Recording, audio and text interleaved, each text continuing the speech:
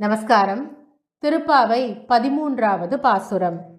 புள்ளின் வாய் கீண்டானை பொல்லா அரக்கனை கிள்ளிக் களைந்தானை கீர்த்திமை பாடிப்போய் பிள்ளைகள் எல்லாரும் பாவை களம்புக்கார் வெள்ளி எழுந்து வியாழன் உறங்கிற்று புள்ளம் சிலம்பினகான் போதரி கண்ணினாய் குள்ளக் குளிர குடைந்து நீராடாதே பள்ளி கிடத்தியோ பாவாய் நீ நன்னாளால் கள்ளம் தவிர்ந்து கலந்தேலோர் எம்பாவாய்.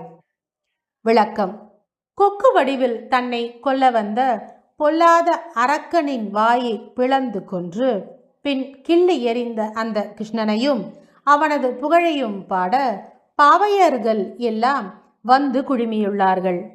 வியாழன் விழுந்து வெள்ளி முளைத்து விட்டது.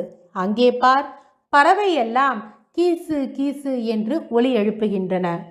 தாமரை போன்ற மான் போன்ற அழகிய கண்களை உடையவளே, யமுனையில் மூழ்கி குளிர நீராடாமல் இப்படி உறக்க சுகம் காண்பாயோ? சோம்பலை விட்டொழித்து எங்களுடன் நீராட வா என்பது மேற்கண்ட பாசுரத்தின் விளக்கமாகும். இந்த பாசுரத்தை சேவிப்பவர்களுக்கு முற்பிறவி கர்மவினையால் வந்த நோய்கள் அகலும், புத்திரதோஷம் போகும். மீண்டும் ஒரு முறை இந்த பாசுரத்தை சேர்ந்து சேவிப்போமா?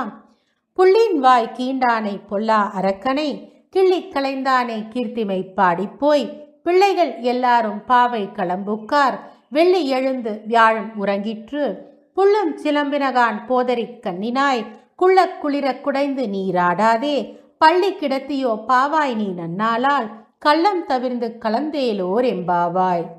நன்றி. ஸ்ரீவில்லிபுத்தூர் ஸ்ரீ ஆண்டாள் ரங்கமன்னார் திருவடியிலே சரணம். கோதா காந்தஸ்மரணம். ஜெய் ஜெய் ரங்கரங்கா.